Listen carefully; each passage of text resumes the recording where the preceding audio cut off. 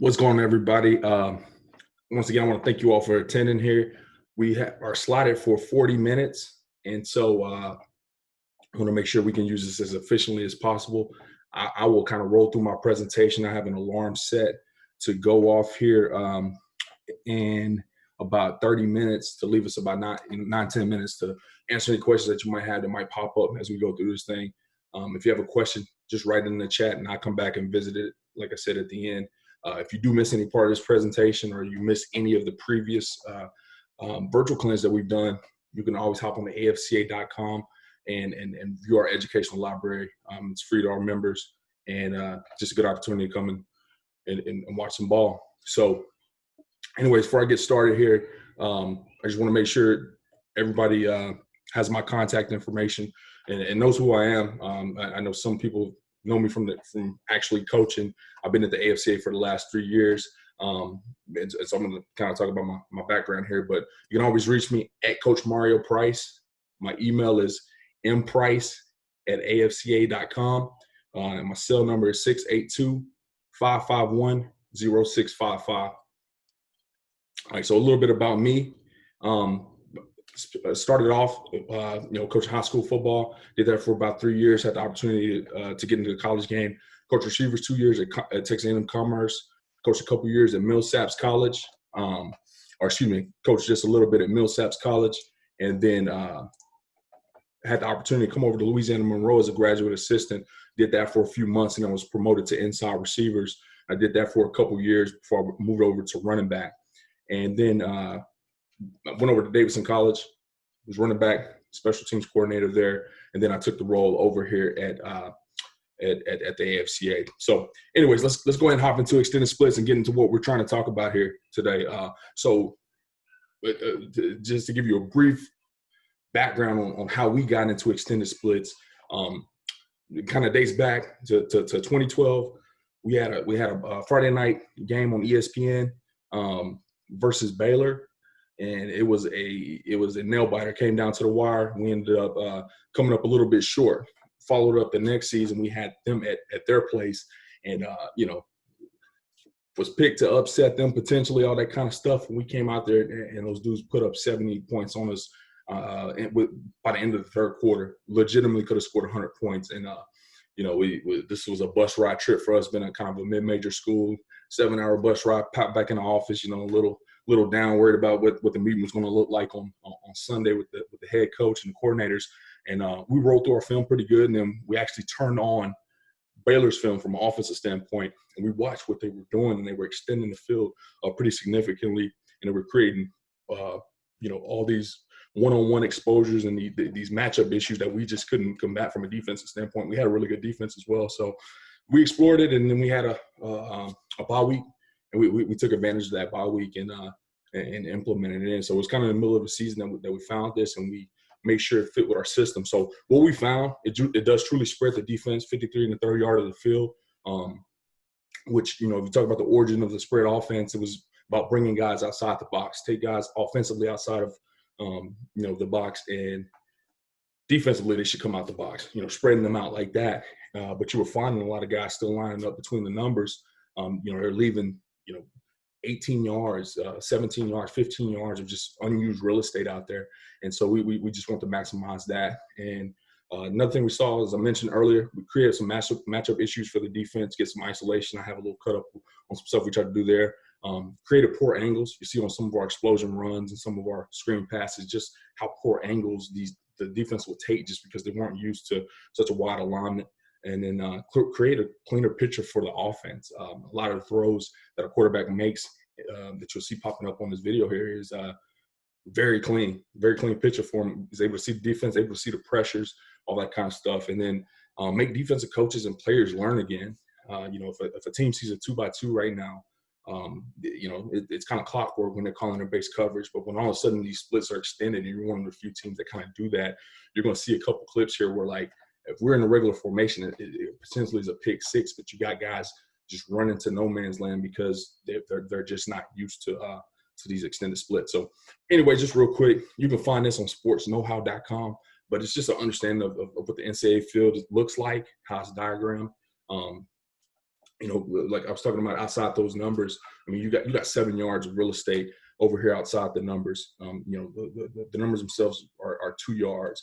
You're talking about 20 yards between hash and sideline at the collegiate field. Just knowing these metrics, there was not to get too far off topic here, but it was a little quote from Kobe Bryant before he passed, obviously, that was kind of going around about how he studied where the referees were so he could maximize his game and get away with things and know exactly how to get calls based off where the referees were located. And I thought that was a pretty cool thing because basically he explored the game beyond just the X and O part of it. And that's really what we did here, just kind of having a good understanding of what that field looks like. And the same thing for the high school field, which has a great advantage as you're looking how the field is actually divided up in thirds. And so when that ball is on either hash, you have a lot of space to throw and catch. All right, so real fast, I don't want to insult you guys' intelligence, so you can screenshot this or take notes, but middle of the field, our normal alignments, let's say we're in a 2x2 or a 3x1 formation. Number 1's at the bottom of the numbers. Number 2 split the difference between the numbers and the hash. Number 3 split the difference between the number 2 and the offensive tackle. And this is, like I said, this is normal splits. If the ball is on a hash, the field number 1 is -1 yard, top of the numbers. Field number 2 is +2 yards outside the hash. Field number 3 split the difference between number 2 and the tackle. And the boundary 1 was +2, bottom of the numbers. Boundary number 2 split the difference between the number 1 and the offensive tackle. All right, so it just kind of looks like this. Nothing groundbreaking, earth-shattering here. Most guys either have some really, really strict alignments, or it kind of is dictated by the pass concept that you guys called. And most of the time, it was a combination of the two for us. But majority of the time, this was the base alignments when you just sent guys out on the field. Now, like I said, before this Baylor game, we decided to add these extended splits. We would hop in and out of normal splits, and then we would have these reduced splits where we would tighten up our formation and then try to outflank the defense. And number 1 would split the difference between the numbers and the hash, basically lined up with where number 2 was in normal splits. Number 2 would split the difference between 1 and the tackle. There was a number 3, he'd split the difference between the 2 and the tackle. And if the ball was on the hash, the field number 1 was -1 yards, top of the numbers, and the field number 2 yards outside of the hash, and then field number 3 split the difference between 2 and the tackle.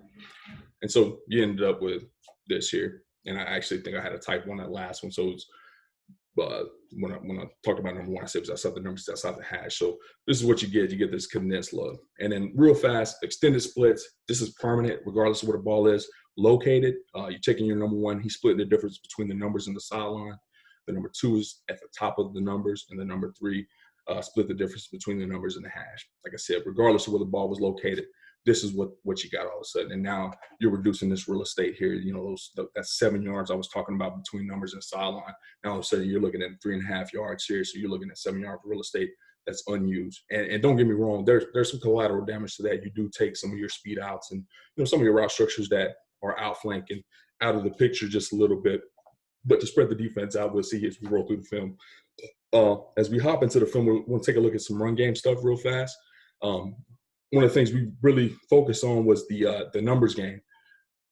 Been able to create a hat for the hat in the run game. So if all of a sudden you got 4 guys over 3 guys when you got a 3x1, and you have 2 guys over 1 guy kind of in the boundary, then you should have a clean 5-man box. And if the numbers didn't play off like that, you always tried to find the one-on-one matchup where you can get a hat for a hat. We found that it was tough for that +1 player, that quarter safety that's going to, obviously play coverage and also stick his foot in the ground and come and make a tackle, for a gain of 2.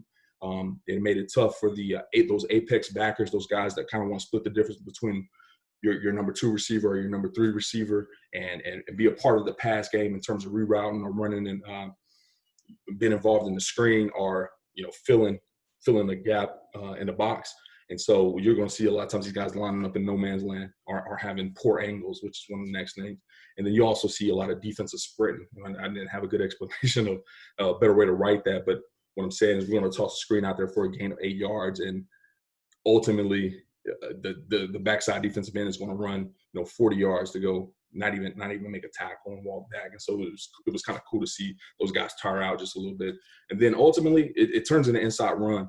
It's just not a lot of cloudiness to it because it's very, very crystal clear. So you almost take the receivers out the picture. So I don't have huddle. I got this embedded into my PowerPoint. So if it does a hiccup or anything like that, we'll just re-roll it. So right here, just looking at him defensively, like I was talking about, just playing the numbers game. Right now, it looks like you got a 6-man box. But what this guy wants to do right here up top is try to get up underneath the slant, hitch route, or anything like that, and help this guy out as he's singled up. And you have these two guys, trying to both play coverage and play into the box. And you're going to see what I was talking about really fast here about angles. And what we run is just a simple it's really kind of turns into a man-on-man concept, but it was really just a zone with the toe call. And so we're just running inside zone to the right, and our left tackle is just going ahead and picking up the tackle. So that ends up ultimately putting a hat on a hat. And just like that, our back does a good job of seeing the crease and getting out of here. Now, watch these Nike checks. And I mean Nike checks where these guys are running. He's normally lined up here. I'll wind this back real fast. If you think about this 3-by-1 formation, based off our normal splits, this guy will be here. This number 2 would be somewhere around there. That number 1 would be somewhere around there. And ultimately, he'd be splitting the difference. So this guy's here. This guy will be a little tighter. So this guy's a little tighter. That safety's over a little bit more. But now they're just out of their element just a little bit. You'll see right now, he has the ball. Look at their angles. They're going right there to the ball carrier. But he's hitting the crease, and he does a tremendous job. And like I said, you see that Nike check, these guys taking poor angles and trying to reroute themselves and get behind it. And, this running back played for us here. Good player, not a world beater, probably had no other offers. Maybe high 4.5 speed, low 4.6 guy. But, just like that, kill some creases. Now, don't get me wrong, there's definitely some linebacker play there where the guy should be able to make the tackle. But, those angles ultimately kill that opportunity here. So looking at this next clip, this is versus Tulsa here. And this was actually a tempo call. So guys aren't completely lined up, but they're going to bring that old NCAA blitz here from the field and have the extended splits out. So once again, let's kick these guys in like normal. Balls in the middle of the field, what I talk about, right? That number 1 is kicked in a little bit. That number 2 is probably right around here. Same thing up top. Thusly, that safety's over. Thusly, this backer right here is a little further over. And so guys are able to get involved in a run a lot sooner. And right now with those guys pulled out so far, same thing. He just hits the crease. You guys take poor angles. If they miss the tackle, it's it's out the gate. And so it's taking and I saw Coach Nichols on here. He was our outside receivers coach, mentor of mine. And we weren't winning the battle with who we showed up with on the bus. And so we had to find creative ways to get these guys in space. We're creating explosion plays with 4-6 kids. Kids that aren't highly recruited. So same thing, just really focusing here on these apex players. If the formations was kicked in just a little bit, running power here. And so once again, if this guy's right here, like we talked about with the ball on the left upright, that guy's here. This guy that's playing the middle of this, he's a lot tighter. So as we run power, watch it from the sideline real quick. As we run power right here, just imagine that backer being there. He's going to hit this crease right there, and he's going to make the tackle. Or at the very least, he's going to come over the top of this and make the tackle. Now, ultimately, this guy does make the tackle, but it's 20 yards down the field. And like I said, if you're playing with the GoDaddy, this was a good running back here. Not very fast, though. If you're playing with a GoDaddy right here, instead of having this guy adding on to the screen, making a tackle right here, this guy's able to keep his balance, hit this crease. This should be out the gate. But still, we'll take a 20-yard game with lesser athletes. All right. And then right here, I kind of rolled through this clip right here. This back was really, really good as well. Just had 3 ACL surgeries, so wasn't that nimble. But the ultimate thing to see here is how easily we're able to get some of these one-on-one matchups in the field, 9, 10, 11 yards down the football field. Same thing. We had a very athletic quarterback this year. You see about 2 or 3 different quarterbacks here, but sometimes just taking a hit off of them, we would run that zone toe, just putting the tackle on the end. And also with this guy, he was athletic enough to sometimes where we would go ahead and leave the end free. We would read him, we'd toss the screen out there. Didn't do it too much though, because we tried to let the number game make us correct. All right. Let's see here. And then versus Kentucky here, just ran a little draw. It's a 10-yard, 10-yard gain here. But what I really like is just, I mean, the most, this is not selling pass very much at all. But with the guys widen out just a little bit more, it's able to make a very, very clean blocks. Allow to get hat on the hat, get to that second level, take what we can get, 9-yard gain. Just like I said, just holding those defenders out there just 1 second with the ball fake. And so there's a lot of this, especially as we start getting to the pass stuff. You're going to see the quarterback flash the ball out there for the running back quite a bit. So we get into some of the, if we were to watch some more of the run stuff, you see the ball, pump the quarterback pump the ball a little bit more as well. All right, so talk about screen game. So essentially what we did is we named, as most people do, we named the number 1 receiver. His screen was called gold. Number 2's receiver was called silver. His screen was called silver. Number 3's screen was called bronze. And essentially we had a launch point, which we put right behind the numbers and right behind the line of scrimmage, right behind the numbers. And that's pretty much where they wanted to get back to catch the football. And we taught the receivers that were blocking to make sure they put their camera angles there and protect that launch point. And so we had the ability to do something called a cross block as well. So we would call cross, gold cross, and your number 1 receiver will basically do 2 up, 2 back, get behind that number, and then we could cross the 2 receivers still that are over there out of the 3-by-1, cross them and be able to protect that launch point. Lastly, the single receiver is triggered on the front side on any front side screen call, so we didn't have to double call something for him now unless we wanted to. So pretty much we could just call 12 gold, and that we have his screen on both sides. You'll see pop up here. All right, so this is just an example: 12 gold, 2 up, 2 back. These guys protecting the launch point. We're running 12 here. Then diagram the offensive lineman. 2 up, 2 back here. And same thing, just to give you an example of something else, we can go 14 cross. Now we're having a toe call with the offensive lineman. Your H back is your H receiver is bubbling and getting to his location behind the numbers, behind the line of scrimmage, and we have the cross block still protecting the launch pad. So sort through a couple of these screens here. Right now, I think this is a gold cross. All right, and so one of the things especially when you come back and you watch some film, all right, it's good enough to kind of make the teach tape, but at the same time, man, you would love to have so much more out of this based off how this safety feels. And let me rewind a little bit. Just looking at the box right here, reason you want to go 15 is just because you got 6, 7 guy, you've been able to add there. You could go to the single in this particular play here. I don't know if this is one of our better guys at that position, but you got some favorable numbers here, especially with his distance off the ball. And he goes, line of scrimmage is right there on the minus 29. He goes 2 up. Unfortunately, he goes about 4 back. And so now we're sitting on the 26-yard line. He's catching it, and he jumped. So you would love for him to go 2 up, 2 back, be catching this ball right here around 28.5-yard line. And you love for the quarterback to be placing it right where that ball is right now. Unfortunately, he put it up in the air just a hair, and the quarterback and the receiver had to jump up, and that just gives some time for those guys to get there. But another thing, like I mentioned, just looking at these guys, look how far these guys are sprinting to come and make a play for a 9-yard gain, right? 11-yard gain there. And that guy that just caught the ball, he's pretty athletic too, and you'll love for him to catch it clean, catch a little closer to the line of scrimmage, because that definitely could be a chunk play, potentially a touchdown, especially just looking right here from the end zone. That's really appetizing, this screen right here. All right, that looks really, really good. Boom, get out of there. So something else we did, we had some tempo calls, and having this extended split stuff, it allowed for us to have some very simple rules. We got as far as we can. All receivers got onto the football, and we got to our extended splits. Now, this doesn't totally look like extended splits because we are FIB, but you see the receiver up top, he's out. And so if we didn't have this call, we were still doing tempo, still had the same rules. Just imagine he would probably go line up here, and these 2 guys would be kicked in, and it would just condense this. But more than anything, this was just a nice tempo call because we could flip it out there.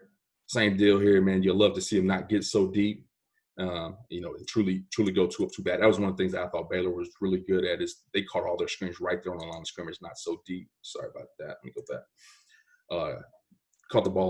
Caught those balls on the line of scrimmage, not so deep, and we're able to make humongous chunk plays out of that, because there is a significant crease right there. You know, if we're catching that ball on the line of scrimmage and getting up in that crease, but still a good job. Still able to, you know, we just got a first down. We go tempo call. We're able to get 8. Now we're looking at 2nd and 2 here, and so you know, still love the ability to be able to do that relatively easy. What we got here, and so like I talked about earlier, these front side calls triggers a backside call. This kid right here was really, really talented with the ball in his hands, and he was tough to tackle. Wasn't extremely fast, but just had great balance, great understanding of the game. So quarterback was feeling pretty confident. Slings the ball out here to him. He's catching it right here on the line of scrimmage. He doesn't give a big, you know, vertical push at all, just because of the distance of the guy off the ball. Catches it, makes a miss.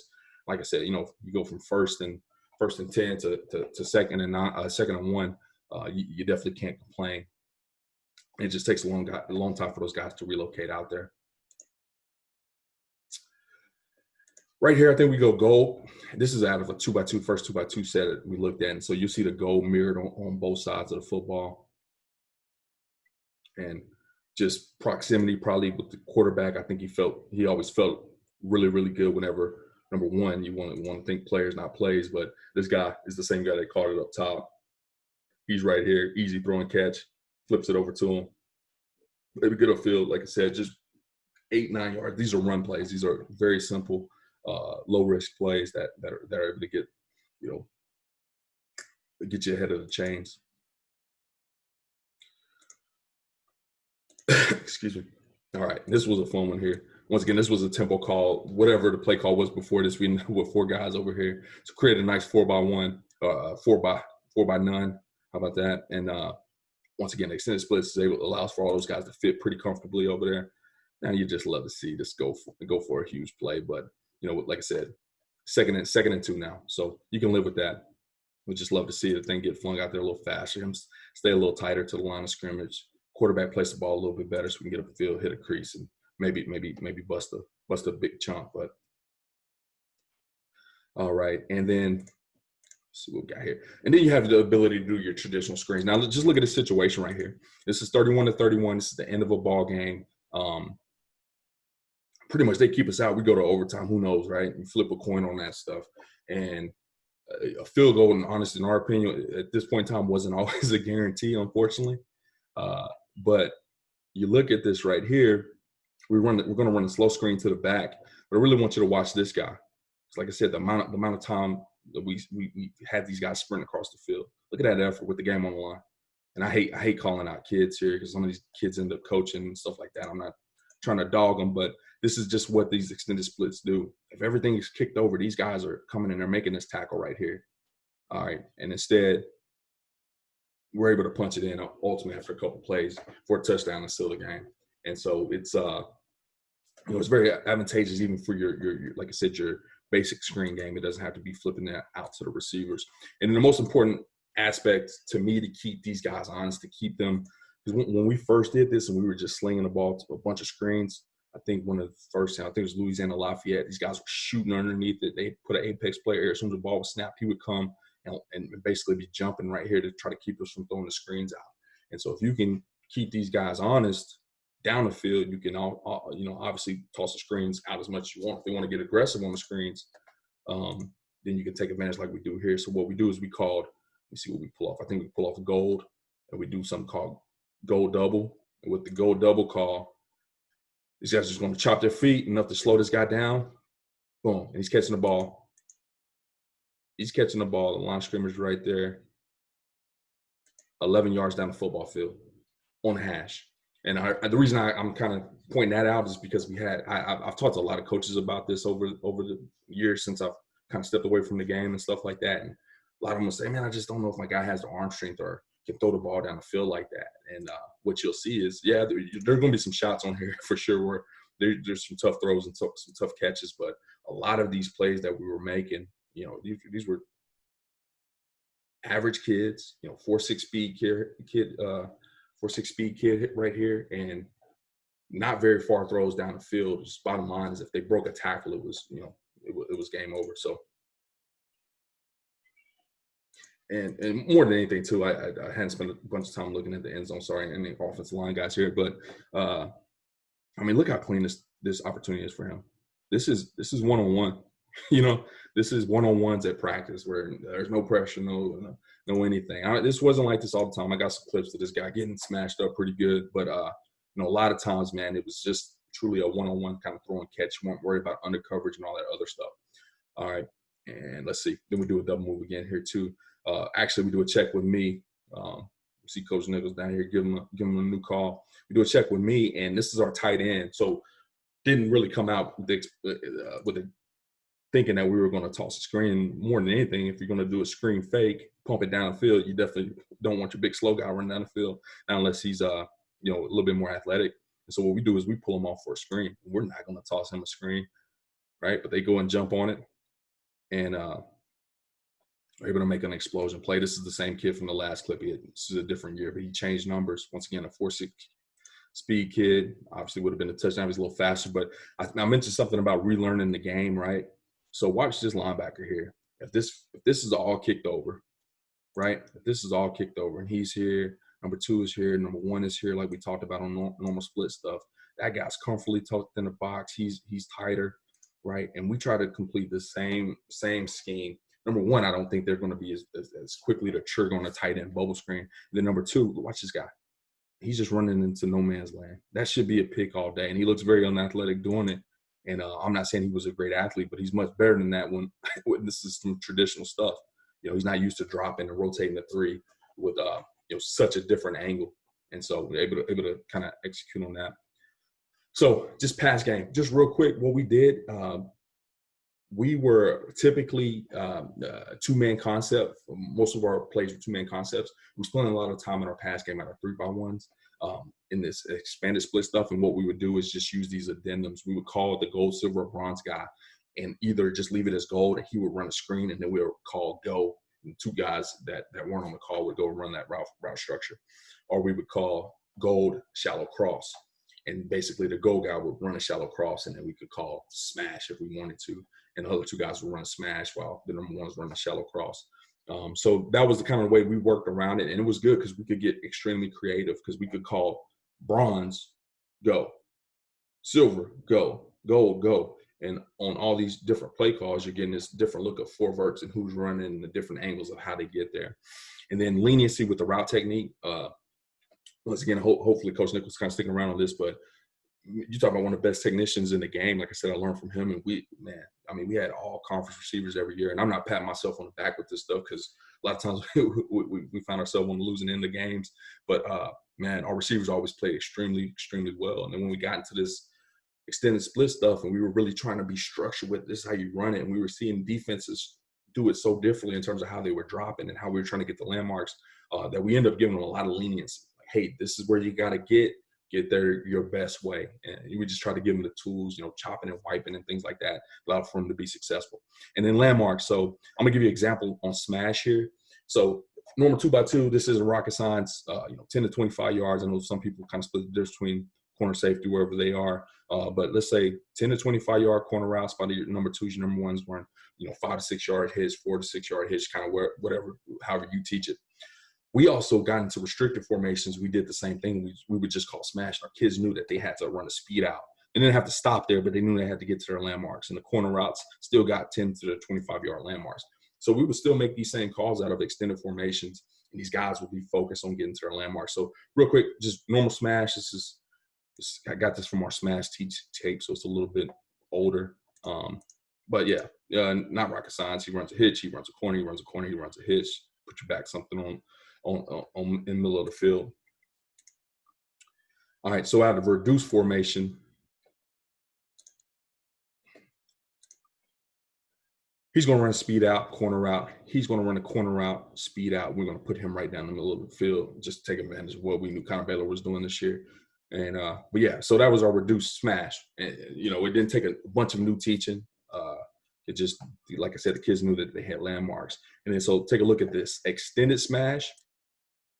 We're going to get these guys out here, and he's going to drive in to that landmark that I talked about, and he's going to navigate this the best way he sees fit. And it's going to turn into one of these fade corner routes, which you've seen really get popular over the years. And this is when you got to kind of have a gunner here a little bit. He's flipping that ball out there, and That's a heck of a play, and that's just smash. It would be no difference if he was a little bit tighter, except he'd be looking over the opposite shoulder.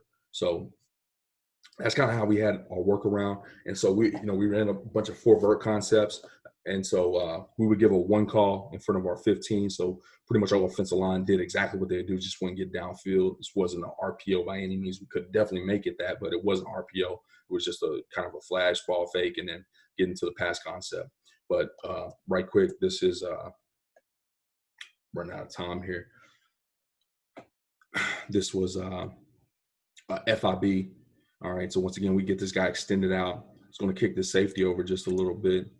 And one of the things I love about this clip, man, is it's 14-3. We're up. They're giving us $1 million to come and play them so they can get an easy win. And plays like this you got to have when you're this type of team. And we run this gold switch, so your number one guy's running the gold shallow switch. He's running the shallow cross. And we're able just to run the switch concept. You got 2 guys wide open here because he's blind chasing them, and we end up hitting this guy here on the crease. You love for him just to be a little faster because you go up 21-3. I mean, that changes the game. We ultimately end up losing this game, but it's just plays like that you always kind of think about. But looking at it from a quarterback standpoint, just seeing these windows here, easy throw and catch, faster guy. That's a big time play. This is versus Idaho here. I think this is the same call. It's going to be a gold shallow switch. And so he's going to run the shallow cross, run the switch route, beautiful ball, beautiful throw, beautiful catch. I think these are the ones that kind of scare some of those coaches when I talk about it because these are some of the tougher throws. But traditionally, if you're running a vertical, you're holding a red line, obviously he would be outside that red line. Unfortunately, love to see him catch it over his outside shoulder. But, I mean, bottom line, this is a nice little explosion play. Quarterback can see things pretty cleanly, able to drop the ball in there. All right. And so run 123 read go. So 23 for us was power. So run power read. So number 2 is going to sprint across his toes. We're going to have a pulling guard. Just eye candy to hold these guys down. These guys knowing it's a 123 read go, they're going to kind of give a little bit of a stutter, and they're going to get to their landmarks. And him getting over here 20 yards, he can navigate it how he wants to as we get to these vertical landmarks. So you see the power read set up for pass protection. Once again, I think you truly have 2 guys here. I mean, you could go right here with the guy headed to the hash. You can go right here. Once again, this is the same kid that keeps popping on film for us. Number 21, number 83. He's a heck of a receiver for us. Definitely outperformed his athletic ability in my opinion. Ended up being an all-conference player multiple times. Once again, here with just adding 123. They're pulling the trigger. They're breaking their feet, and you're just able to make some of these easy throwing catches for chunk plays. And then being able to get in 2x2. We just had a couple rules. If one of these guys was getting pressed with the proximity being tight, you could just run through the inside shoulder. Don't call it a pick route, please.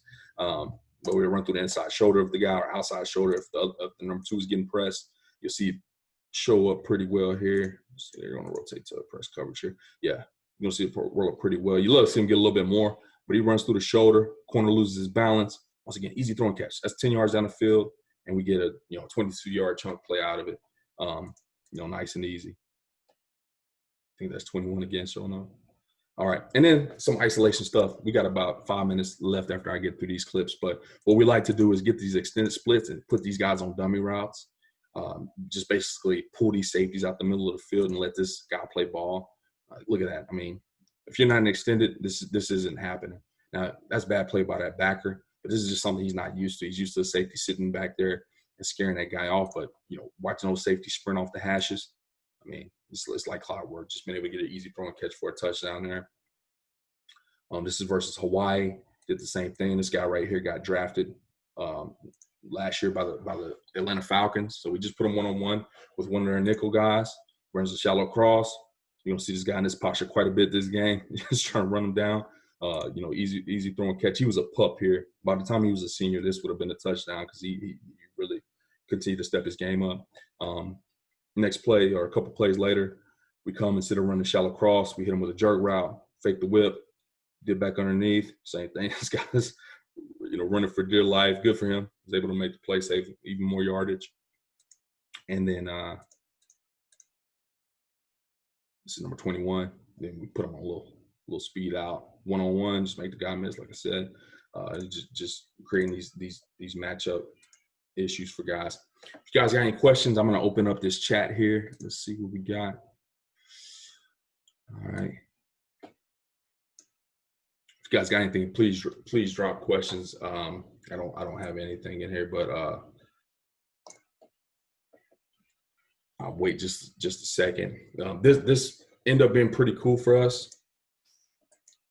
You know, as we were able to implement this, I left. Our staff was let go in 2015. I'm kind of sitting and waiting for questions. So like I said, please feel free to drop any.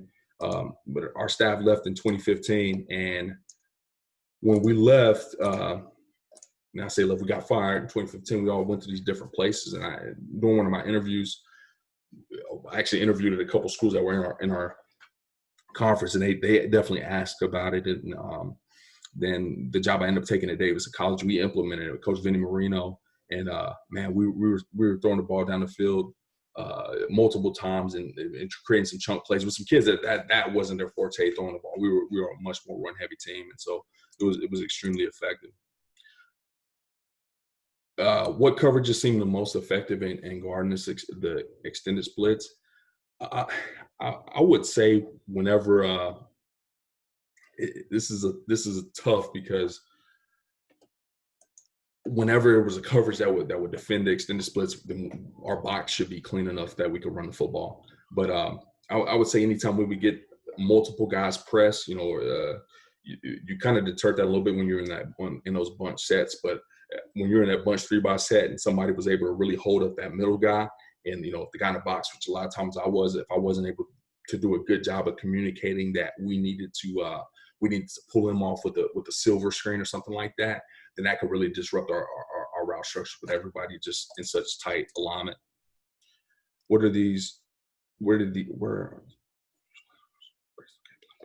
Yeah, so let me see if I can get to my PowerPoint here.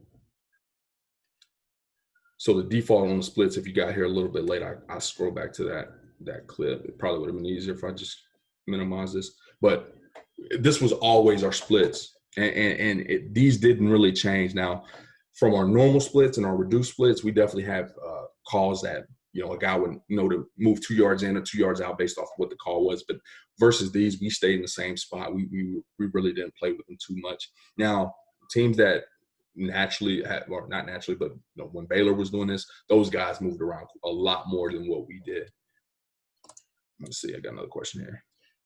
Okay, yeah, there you go. So those are the permanent alignment splits there. I'm gonna stick around here. I got about a minute and 30 seconds for this thing to cut off here on me. If you got any more questions, please drop them here below. All right, I'm not seeing anything come in, so I just want to take the time to say thank you, God. How often did defenses use trap corners? Thanks, Coach Nichols. How often did defenses use trap corners on you? A lot of times. A lot of times you would see those corners actually kind of playing over number 2, saying they could get back versus number 1. And as Coach Nichols knows, we did this enough to be dangerous. We didn't do it enough to major in it. And I think if we majored in it, we definitely would have exploited those guys that tried to really pull the corners in a lot tighter and throwing the ball vertically downfield a lot more. No problem, Jeremy. But we did see trap corners quite often because they weren't worried about us just throwing that fade route consistently. And that is what Baylor did. So they were able to kind of set themselves apart there. Fellas, I appreciate everybody showing up. Thank you so much. We're going to kind of continue to do these things here. We got another one tomorrow, another one on Sunday. I think we're lined up all the way till Tuesday. If you're interested, give me a shout. Definitely love to have you on.